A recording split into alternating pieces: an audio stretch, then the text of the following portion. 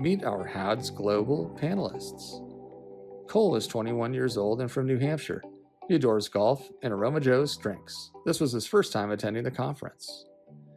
Maggie Brown is from Ankeny, Iowa, and lives with her mom and dad and is the only one in her growing family diagnosed with HADS. She was diagnosed in December of 2022 after many years of searching for an answer and being misdiagnosed several times. Dexter, who's 17 years old, is from England and diagnosed 10 years ago with HADS. He loves creating videos under his YouTube name, YO4TMO, and enjoys drumming and using humor to make people laugh. Hannah Childers was born and raised in Texas, where she has attained a bachelor's degree in sociology and is currently enrolled in a master's degree program focusing on social work while also pursuing a master's degree in sociology. She has long experience dealing with various early intervention services, both as a parent and as an advocate, and is one of the few adults living with HADS syndrome in the known community. She's also the first member of the EBF3 HADS Foundation board living with HADS. Sadie Jones Hernandez is an adult with HADS living in Utah. Sadie, a second-time panelist, is the mother of 4 children, all of whom also live with HADS. She's working in healthcare as a nurse's aide and has plans to one day become a nurse practitioner. Today, we have some questions that we gave our panelists in advance to think about. So we'll just kind of take turns, maybe jump around from person to person, and then panelist, if you want to answer, you can just toss up a hand. If you don't feel like answering, we can pass on to somewhere or someone else. Just meant to be a casual conversation for our lovely panelists today. So, first question, if someone met you today, what would you want them to know about you before they knew that you have HADS? Oh, we got Cole. We got a hand from Cole. Yeah, I don't think HADS it defines you. At the end of the day, you're just yourself. So kind of just me at the end of the day. So just a normal, everyday kind of person. It doesn't really affect me and I move on with my life. Yeah, I just want people to know that I'm kind of an everyday person and yeah. That's awesome. Thanks, Cole. Maggie, did you have a thought? Yeah, we aren't really different than anyone else. Just like Cole said, we're just normal people trying to survive. It can be tricky. You have to have a lot of patience, like a godly amount of patience,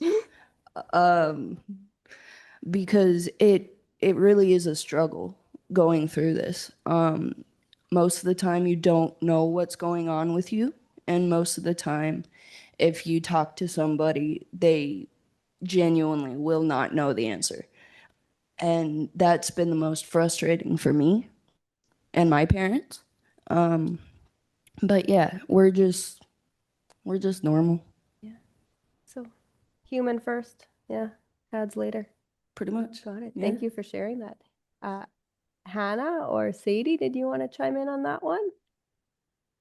Sure. Before someone knew me, I would say I'm very empathetic towards people, and I love seeing the whole person. I love knowing what they're doing. I love how they're doing, what they've accomplished in life, their struggles. I love connecting with people. It's one of the many, many things I'm good at. And I will say, as soon as someone knows you have a disability, no matter what it is, I tend to think they sometimes treat you a little differently. So I love knowing that they don't know yet.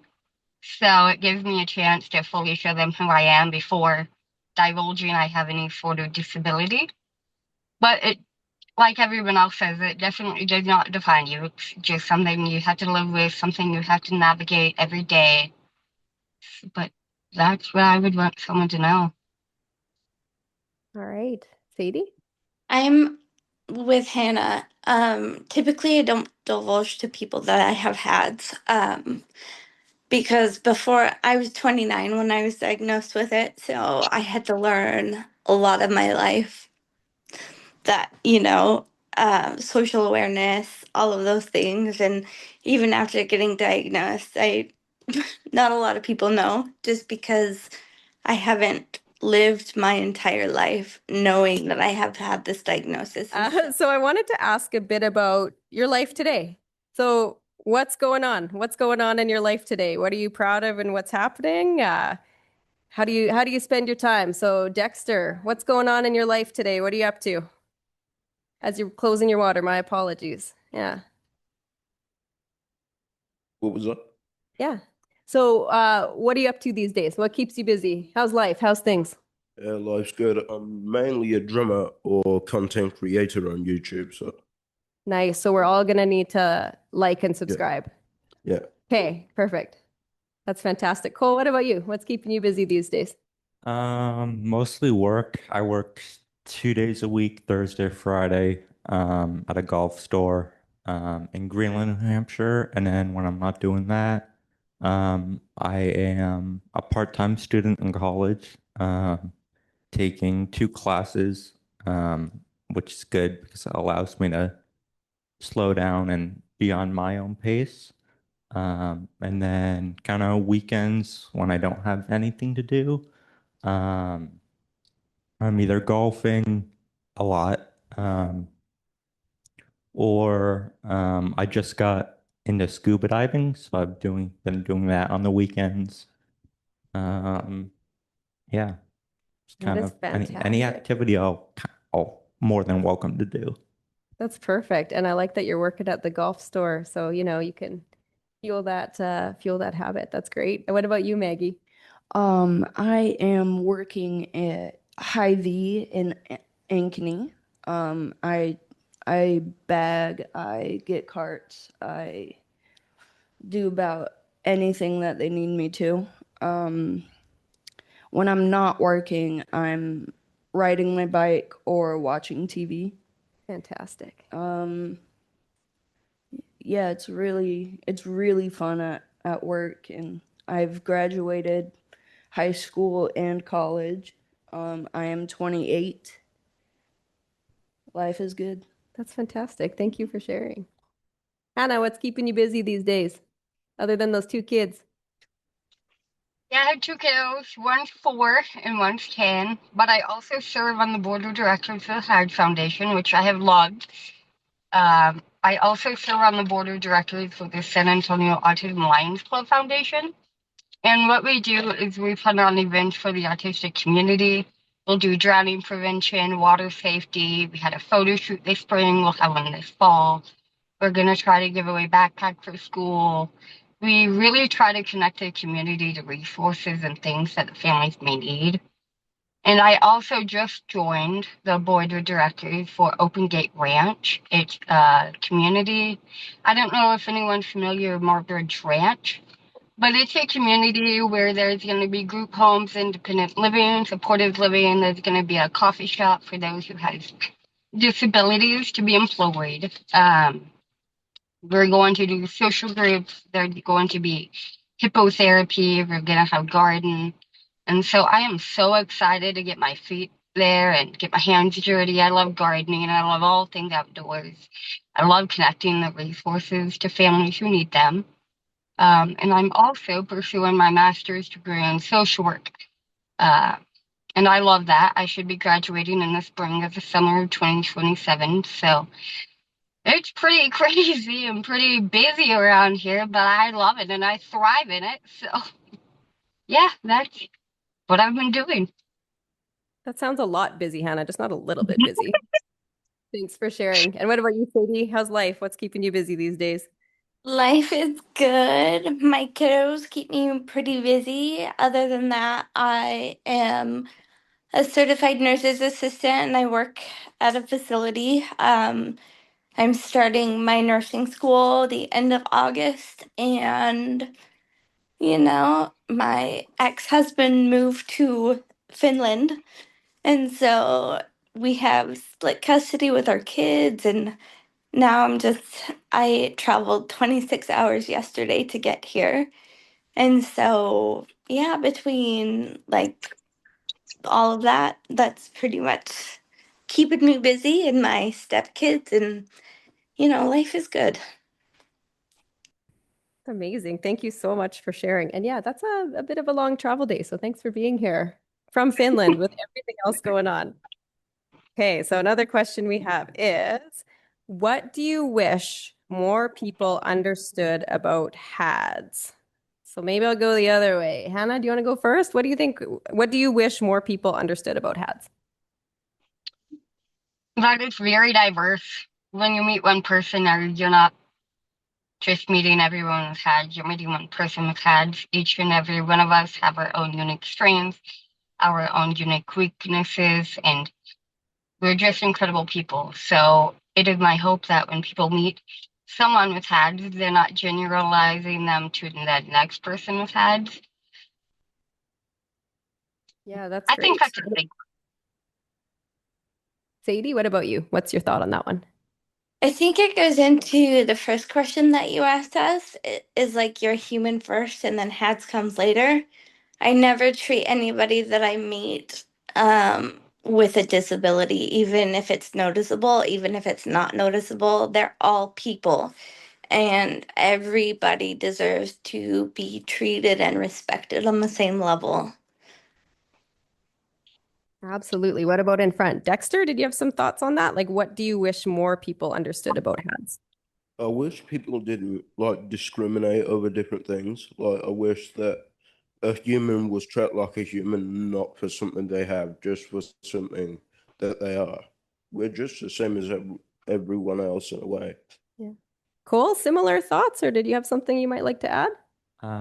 No, we're just kind of everyday normal people. What I said back to the last question. Um, it just takes us, people with heads just like me, a little longer to process things and do things, and takes extra time and devotion to achieve things we want to do. But at the end of the day, it doesn't really affect who we are. It's just a um, dis or yeah disorder that we have, um, and it it doesn't really affect how I do things. Perfect. Maggie, anything to add or pretty similar? Just like Cole said, it does take a while to process different things. We all have different triggers. We all have different ways of coping with said triggers. Not one of us are the same. And that's okay. And not one of us are the same as a normal person. And that is absolutely okay too. Absolutely. That's perfect. Thank you, Maggie. So I think you've probably met people at the conference, and I feel like a lot of people here have younger kids, maybe like newly diagnosed or, some adorable little ones. So even right now, like our daughter is 8, and we think a lot about the future and what might be possible and not possible. So is there something that you do today that you know that your family might not have imagined was possible when you were younger? Is there anything like that that you think, and maybe they haven't shared that with you, but Cole, you got something? Yeah, I probably never thought, or probably maybe my parents maybe didn't think of it, of getting my driver's license, but because the usual path is like probably going into high school, maybe doing driver's ed and stuff. And I had an evaluation and they said I wasn't ready. And I remember I was clearly mad about that, but I'm 21 now, and what was it, 10 days before I traveled here, I actually have my license, so I'm pretty happy about that. Oh, kid. That is fantastic. And I hope as a visitor to Houston, I hope that you're not driving around Houston because oh my word, yeah, I'm a passenger on our trip to Houston and it's something. So Yeah, yeah. just watching coming on the shuttle here, there's some interesting drivers. Yeah. I think that's a good choice for everyone. And congratulations, that's fantastic. Maggie, did you have some thoughts on that one? Like something maybe thinking back, or maybe you've heard your family like thinking back, something that, yeah. So, we never thought I'd be able to travel long distance. So 2 years in a row, I have been to Africa, Malawi, and it's been an amazing experience. Uh, if you can go, cause it will change your life. Okay, that's not just like, I was thinking long distance, like 5 hours, like not travel to Africa 2 years in a row. 30 plus Fantastic. hours. 30 plus hours. Okay. We don't have that on our get to know you about like who's been to Africa or who's traveled, but yeah, I think lots of people are going to want to ask about that. Very cool. I will be happy to answer. Perfect.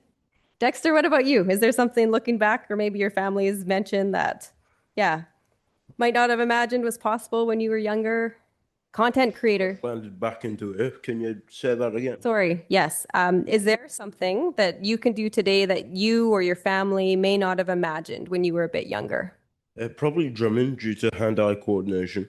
Like it was very hard to like know what these things are for, and I would like turn and my arms would go later, and yeah, so it's kind of cool that I can do that now.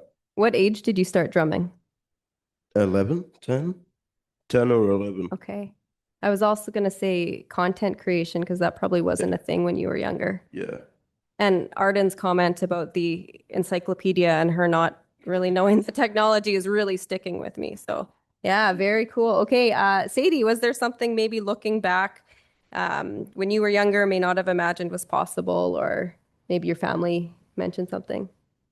My parents have never mentioned anything because they're too polite, but I think that everything that I've done after the age of 18, me and my parents have been shocked with having kids, getting married, going through schooling, getting the therapy that I needed for my kids because that's actually the reason why I got diagnosed. Because my oldest, who is going to be 19 in August, she got diagnosed when she was 10, and they used my DNA to test it against hers.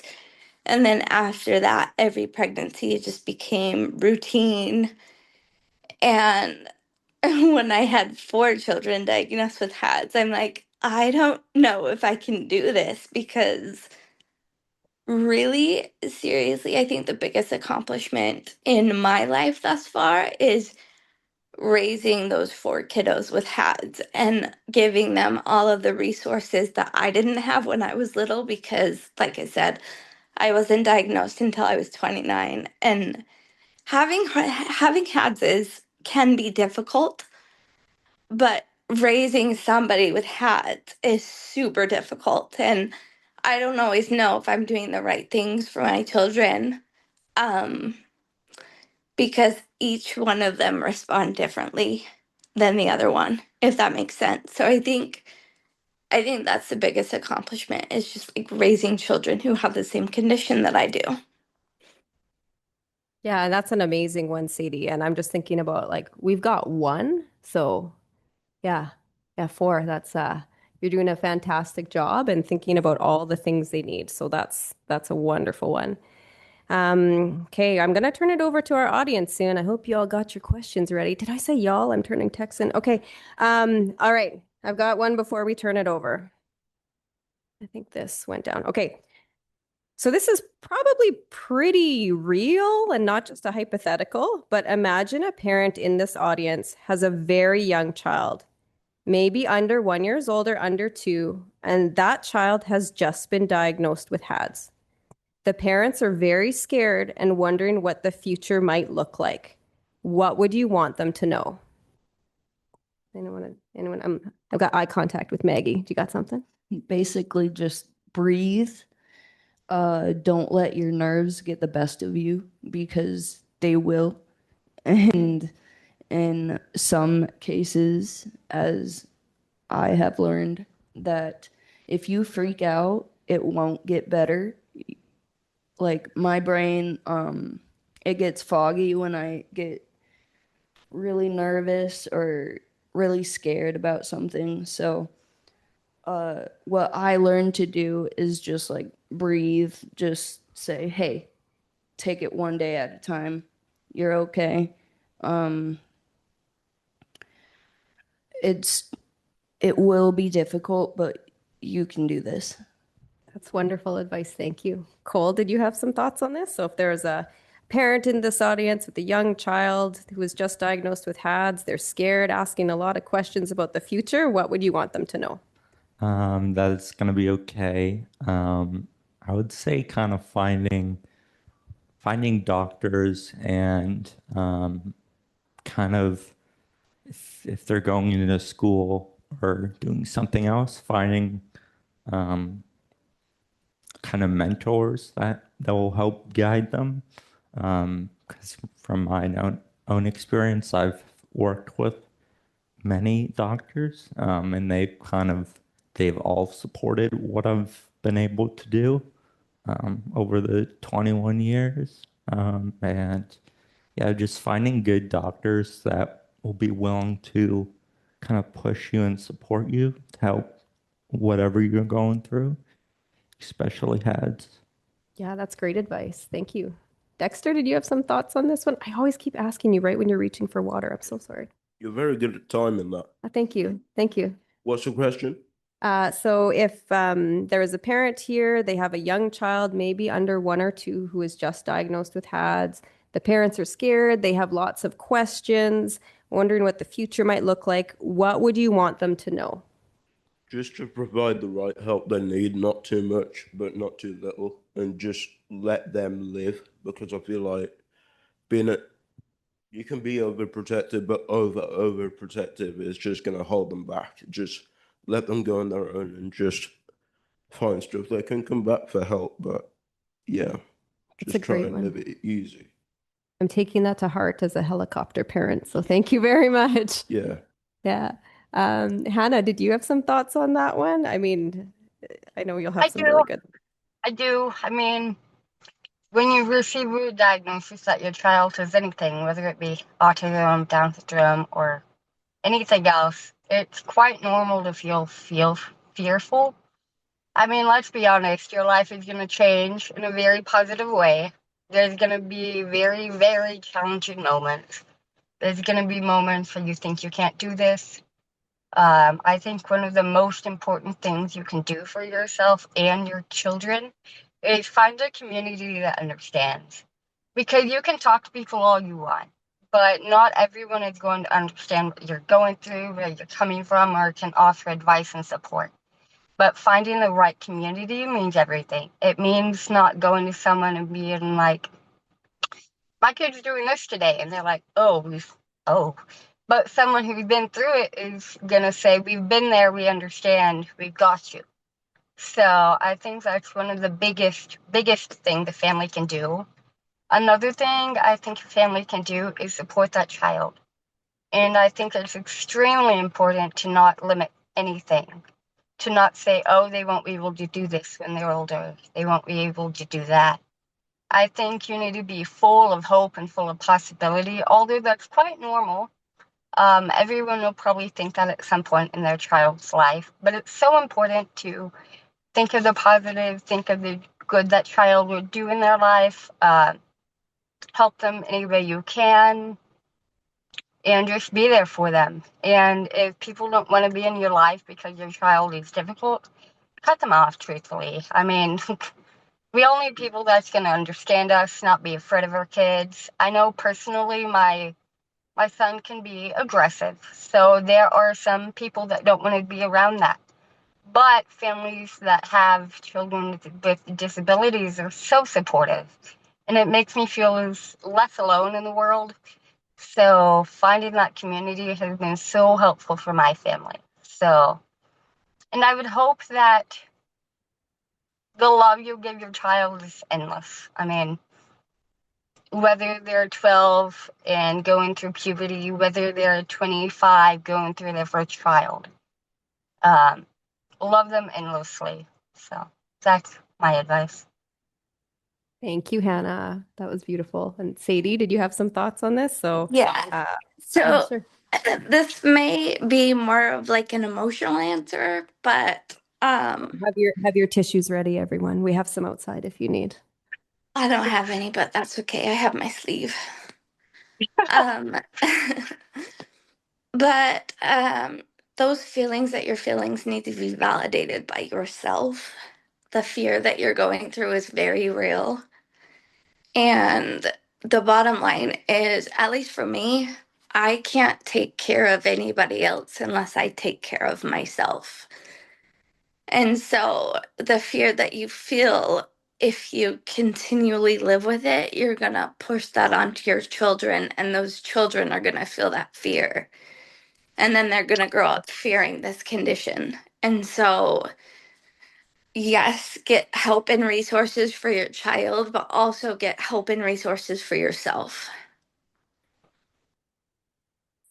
Thank you, Sadie. That was wonderful, and that hits very close to home for sure. So thank you for sharing that. And Hannah, and talking about a community that gets it, because we're here at the conference yesterday when our child was starfished on the tile. That's where, yeah, we knew our community's here to support us, and they totally get it. So we're like, just roll with it. Thank you guys for sharing some of the questions that we prepared in advance. I don't know if our panelists can see it. We've got a bit of a view of the Zoom up there, but there's lots of love for you guys being shared in the comments. Lots of really wonderful things that our Zoom friends are saying about thank you for sharing your experience. We got some, oh, yeah, go ahead. Can we have a look at that for like a minute? If they have questions. Yeah. When I get some IT support, we'll have someone on in our group looking at the Zoom questions to help get those answered. Yeah, Right. that would be helpful. But yeah, lots of really, really wonderful comments from our Zoom friends. So thank you guys for your help with these questions we had in advance. And if you're okay with us turning it over to our audience, if we've got some Q&A from our audience and our Zoom audience, we'll get some mics going, pass around. I don't know how to click the chat thing on there. Okay. No, it's like there's like 3 screens up. Just okay. All right, we'll get some microphones going here. They're over here. Yeah. Okay, in person. Do we have some? Oh, we got over there. Okay. Hi. So just hearing the panel, it just occurred to us, our son, he's 9 years old. We've never talked about HADS or what, all the reasons why we keep going to the doctors. And I think we need to have a conversation now.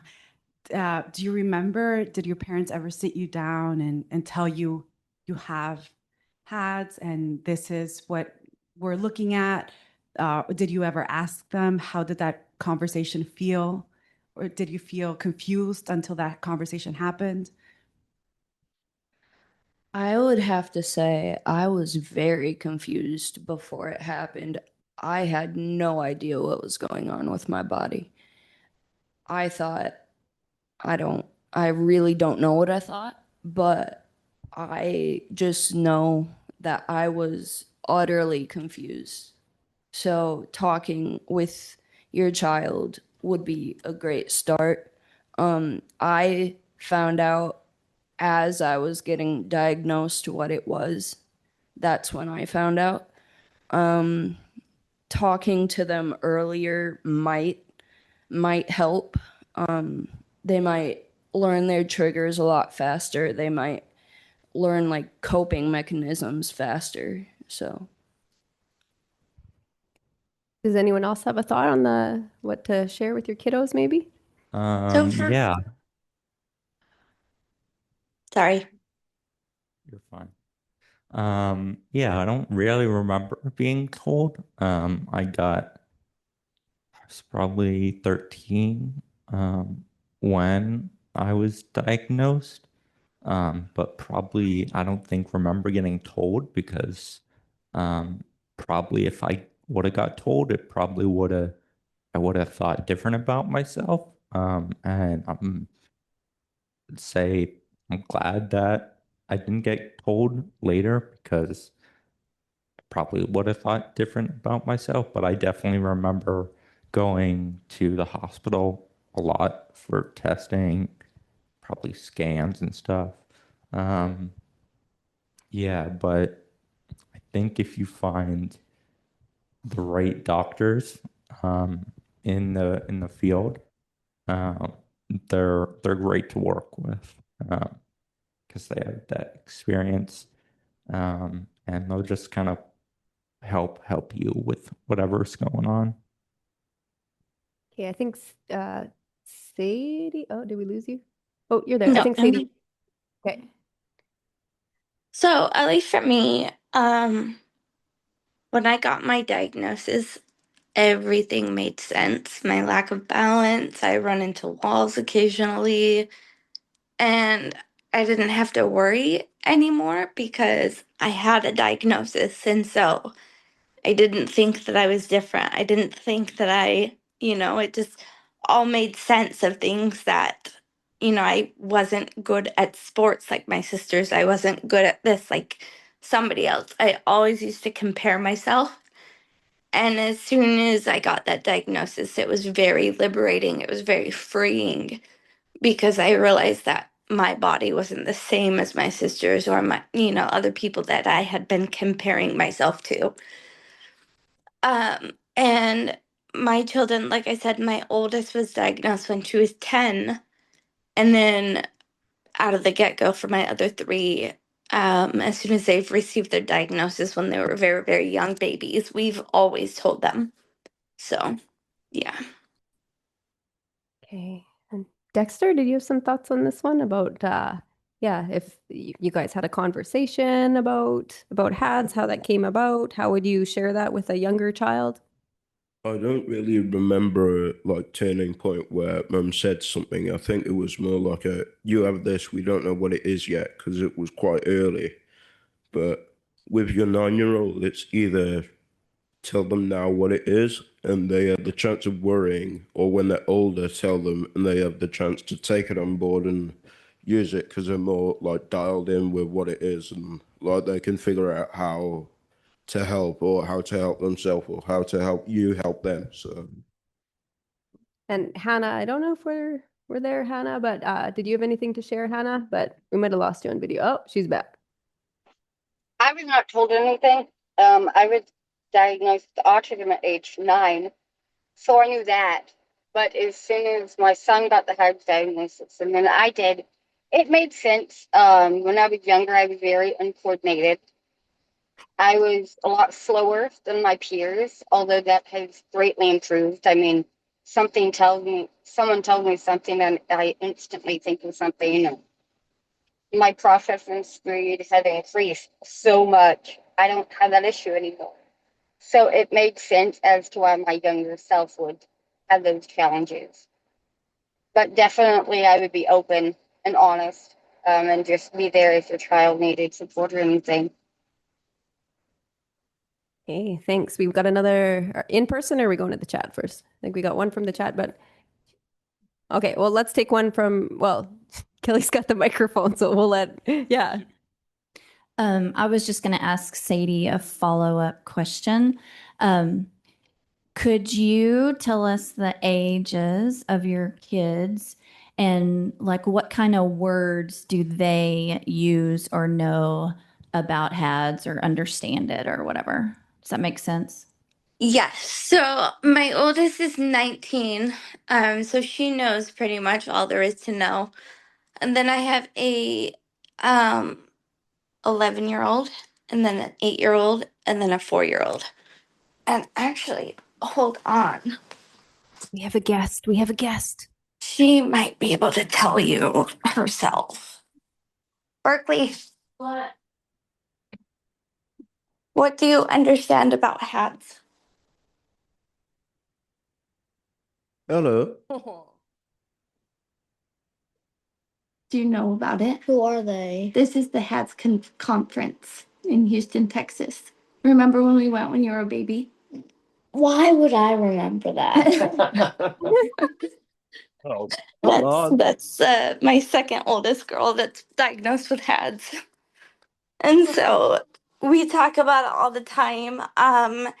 The only thing that I don't let my children do is use their diagnosis as an excuse, and she's one of them that does it a lot.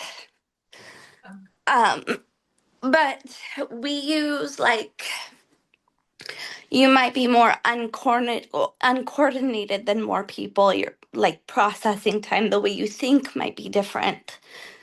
And then when they get age appropriate, we start using different language to where they can understand. But I think it's very important at the beginning to use like age appropriate words. Does that make sense? Yes, thanks for, is that good, Kelly, on the follow-up? Okay. Julie has got the microphone here. She's relaying a couple questions from the online chat.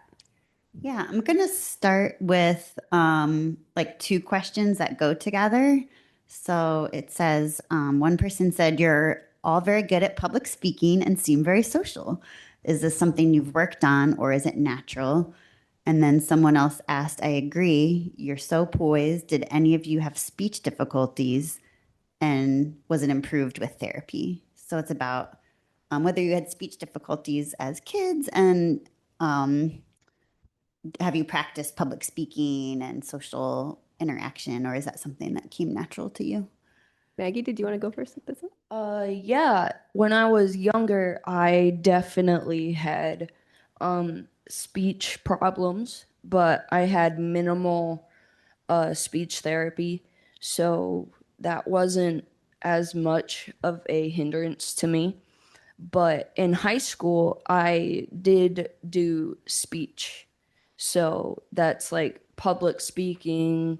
I did one act plays with friends, and that really helped me get out of my bubble. That really helped me be able to develop the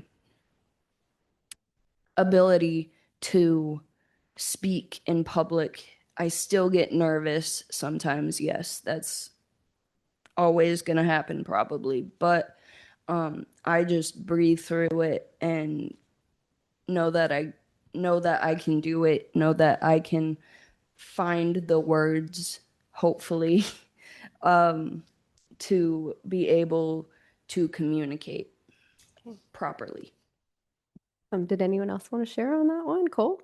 Yeah, I had probably second half of high school. I probably think I had a little speech therapy. I know I hated it because I got pulled out of class multiple times. But because I wanted to be with other people and probably didn't understand why I had to go. But I think at the end of the day, I definitely helped. And I think probably social interactions were something I was working on because I remember eye contact was a big thing for me. I probably, if I was younger, I probably wouldn't look at you straight. Probably lean down and look at the ground or something. But I'm totally fine with holding a conversation. Yeah, so. Yeah, that's awesome. Dexter, did you have some thoughts on that one? I don't remember having any speech like therapy or anything, but I do remember I couldn't say the word yellow. I would always say lello. My mum would go, "Oh, what color is the sun?" And I would go, "Lello." Yeah, it's a bit weird, but I've got over that now. I'm just thinking of ways you could use that on your YouTube channel. There's Probably. something. There's Yeah. probably something there. Yeah. Thanks. What about Sadie? Any thoughts on that one about speech or Yes. So I had a lisp when I was younger. Um, so I did do a lot of speech therapy. Um, and also all of my kids had a speech impediment as well. My 8-year-old, he can't really say his L's. So like when he says the word leg, it people hear it as yeg. He says it more with a Y, but it's become such like a cute thing. I don't think he's embarrassed.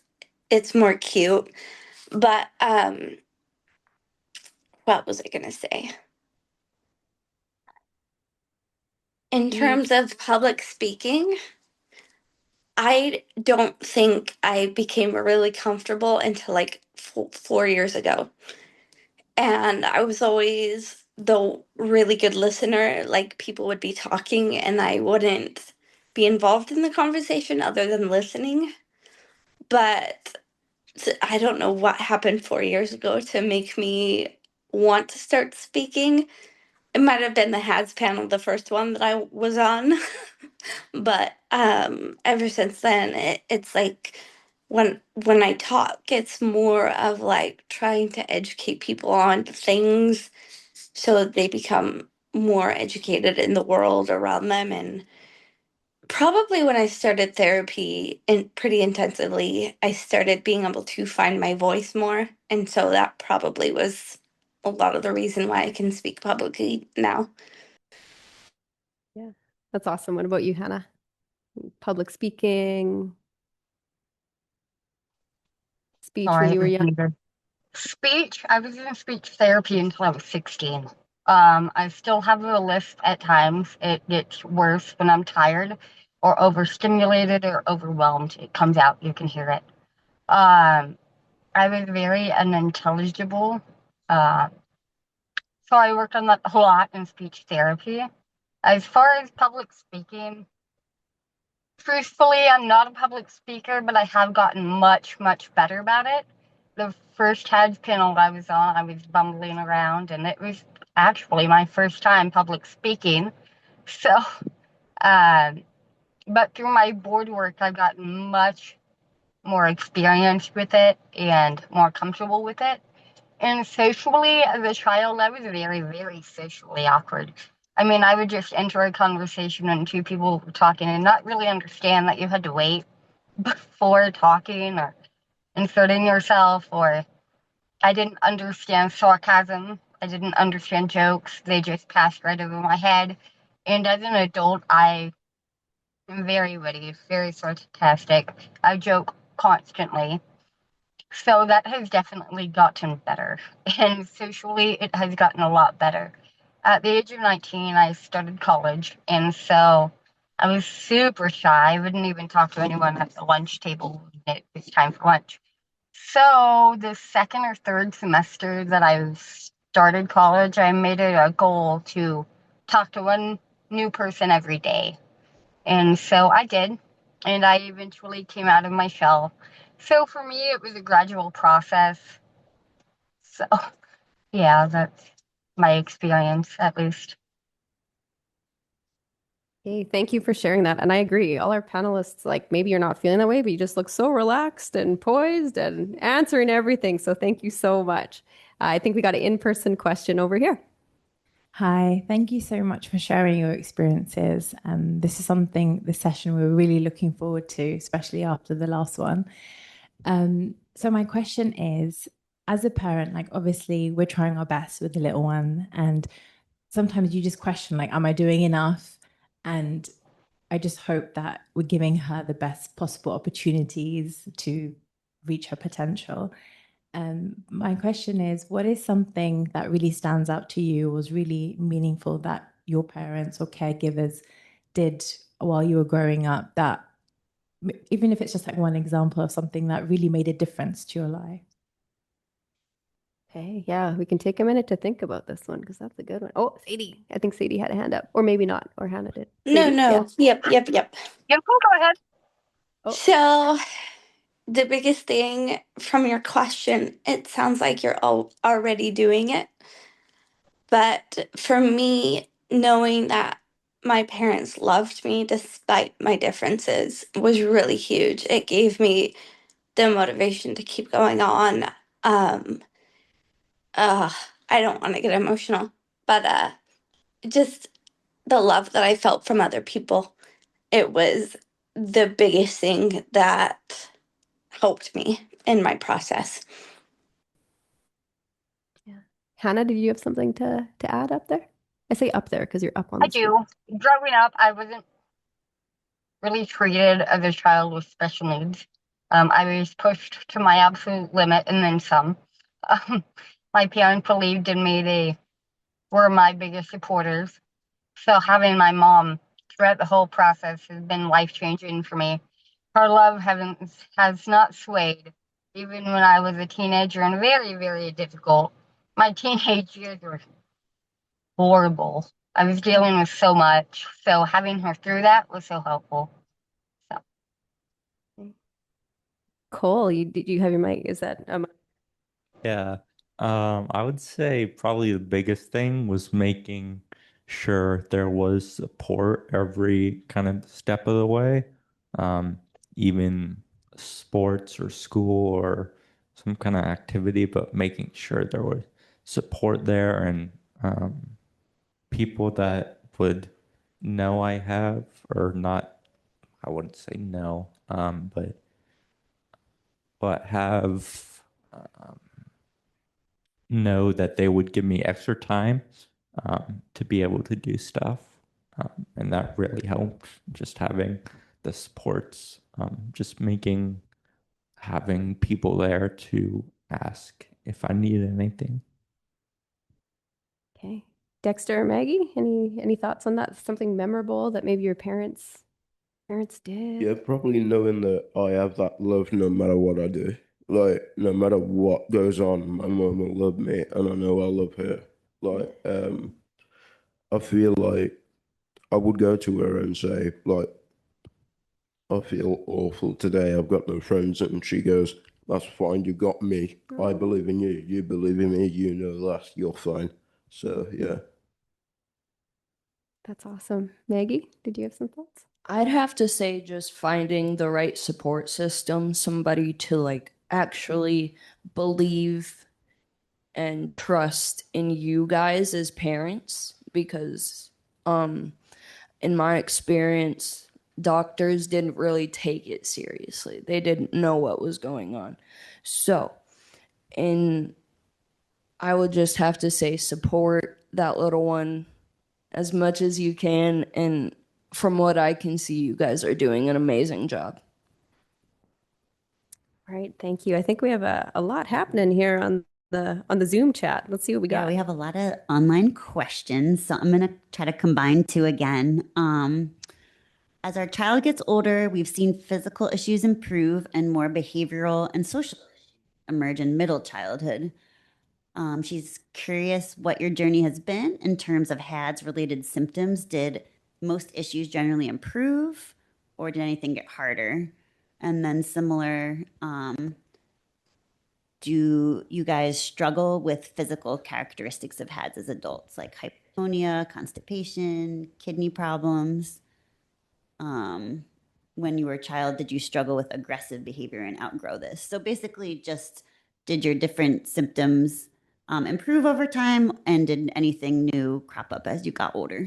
Okay, so did your symptoms improve over time from childhood, or did anything get more difficult as you got older? Okay, all right. Anyone? Dexter, you kind of got a microphone going. Let's see. Yeah, you're ready. I wouldn't say anything got harder, but that's because my HADS is quite mild. I would say like adapting to different sports because I used to do football or soccer, as you call it here, which is it's football. Yeah, I don't know why you call it something different. Football. Hey, my brother. Yeah, football was hard.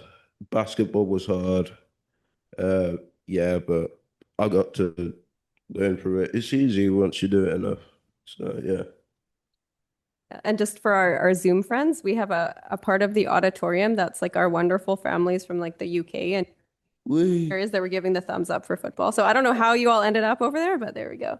So anyone else down here? So some things that maybe improved over time or things that got harder over time. Maggie?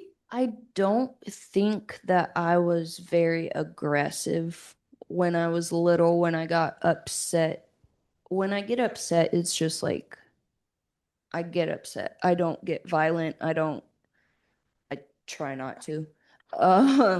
It's not really in my nature to do that. So, but the problem with my ears is that when I was younger, I didn't really notice how sensitive my ears were. Sorry. But as I got older, I started to notice that they got more sensitive as I got older. So that's kind of a hindrance to me. Okay, yeah. Cole, did you have some thoughts on this one? I think I know constipation was a big one growing up. That has definitely improved. And probably sensory stuff, probably processing stuff, I think is still a little bit challenging. But what I've seen, I probably could say it is improved from what I've noticed. That's awesome. Okay, Sadie, did you have some thoughts on this one? Yes. So, in terms of like hypotonia, I don't. I think I have the backwards HADS. I have hypertonia, and so do all of my children. And so we're like really, really strong, and it's actually like a benefit for us. Um, which also I have to be careful because Berkeley and Sam, my 8-year-old and my 11-year-old, they do get into aggressive behaviors, and when they do, they end up trying to tackle each other. And I'm like, these guys are stronger than most children. And so I've had to teach them, like, both of them love going to the gym to work out because it gets some of the aggression out of their systems, and they do it in a safe way. Um, Constipation is something that me and my 11-year-old struggle with. I've struggled with it my whole entire life. I'm not sure about my son. I don't think so. Um, Kidney, I get a lot of kidney infections. When I was younger, I used to get like 4 UTIs per year. And I think in my life I've had like 4 or 5 kidney infections because of that. So I have to be very careful. And my nurse practitioner just started prescribing me antibiotics like monthly, just because I used to get them all the time. The small stature, I'm 5'1", so I'm pretty small. That hasn't improved, and my children are all small too. And then the aggressive behavior, I never exhibited aggressive behavior, but like I said, 2 of my children have, and we from the first HADS convention, or a couple years ago, 3 years ago, I think they were talking about medication for aggressive behavior, the risperidone, and since we put both of my children on that, we've seen a decline in their aggressive behavior stuff. So I hope that answered everything. Okay, I feel like we might have time for like 1 to 2 more questions. You got some online, or is there any in person? We got. Okay. Yeah, I'll just grab one here. Any in person or in chat? Yes, I think there's some in chat Oh, cool. for sure. Question from the chat. Did any of you have trouble with sleep, getting to sleep or staying asleep? I think so, yeah. That's why I'm on melatonin, because I wouldn't sleep and I would just pester mum all night. I would just be in my room, mum's asleep, and I would go, Mum! And she would, I'm asleep. What? And I would go, nothing. And she would go, well, I'm up now. What do you want? And I would go, well, that's me screwed. Yeah, good night. And yeah, I would just zonk out. Still? Is it still happening? Or you like last night where you just, waking mom up? Yeah, I'm basically an alarm clock. We bend all those at home. We don't need them. So. All right. Any other comments on sleep from the group? Maggie? I have night pills that I take. I believe it's nortriptyline. And if I don't take one at night, I will be up at all hours bothering my mother and my father. Um, yeah, I ever since I was a little kid, I've had to take night pills. So Okay. Cole, how's the sleep happening over there? Yeah, sleep is for me sometimes tricky, sometimes not. I know I can't really sleep when I'm really excited about something. So when there's an activity or something I'm kind of gonna do for the first time, I really get excited um and can't sleep. So I have to use melatonin. That usually works. So like coming to the HADS conference for the first time, did that Yeah, make the list of exciting things? does. Can Yeah. yeah, I love to travel. So yeah. yeah, being excited about the travel day for sure. Hannah, what about you? Sleep, precious sleep. My mom has two nicknames for me, always has. She either called me a raccoon or a night owl because when I was little, I didn't sleep at all. I was up all night on the computer, dancing, singing at the top of my lungs. As an adult, I do struggle with sleep significantly. So did my son. He is on clonidine, trazodone, and melatonin. And he still has issues with sleep, so we're trying to figure out the right combination for him because he'll just lay awake looking like a little zombie. So sleep is a huge issue for us in our house, always has been. So Okay, and Sadie, I think video's off, so that's okay. We can skip this next. And I think we've got one more question from online, and then we're probably going to wrap it up. But I feel like our wonderful crew is going to be happy to chat on the breaks and things like that. But let's see what we got for our question here. Theo wanted everyone to know that he also sometimes has trouble sleeping and takes melatonin. Yeah. Okay. A future panelist. Yes. I think it's a good question to end on. What is your next big goal in life for you, and what you hope to accomplish? Okay. Oh, Cole, you're ready. Okay. Yeah. I think obviously would be graduating from college, getting my associates, and then maybe going to a different school and then getting my bachelor's maybe. But after that, I know I want to start my own business, so that's something to look forward to. Um, I think it's just those two big things for right now, but there's probably more. Fantastic. Okay. Anyone else have thoughts on what their next big goal, what their next big thing is? Maggie? I think I want to try what Cole's already doing, driving. I do not have my license yet, and that is due to foot surgeries I've had in the past. So, and also other people driving. I'm a little nervous in Ankeny because they like to drive fast when Yeah. you're not supposed to. Yeah, just video game It's driving. fun. Just video game driving, innit? Oh, Go yeah. fast everywhere. Yeah. And for all I have a road comment. users, ew, hello. Oh, sorry, Hannah, we got Dexter down here and then For we'll flip it all over to you. road Oh, users and sorry. chauffeurs, just get out the way. Is all I'm gonna say. Dexter, did you have some thoughts on what are your next big goals? What you working towards? Probably drumming and making music, trying to get on the radio. That's what I'm trying to do at the minute. So, yeah. That's a good one. Thanks. Hannah, sorry, we interrupted you there. Hannah, thoughts on your next big thing? You're fine. I was gonna go. What Maggie was saying, I'm gonna piggyback off of that, and I was looking at the chat, and it was about driving. So I got my license at 24.